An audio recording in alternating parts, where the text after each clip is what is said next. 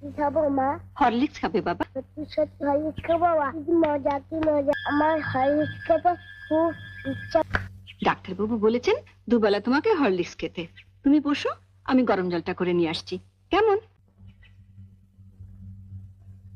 মা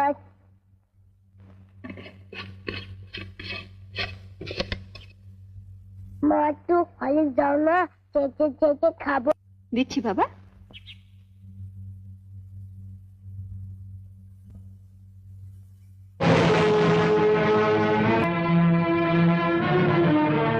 লুকিয়ে লুকিয়ে ছেলেকে হরলিক্স খাওয়ানো হচ্ছে, আর যেই না সংসারে একটু বেশি টাকা দিতে বলি অমনি মুখ শুকনো করে বলা হয় কোথায় পাবো।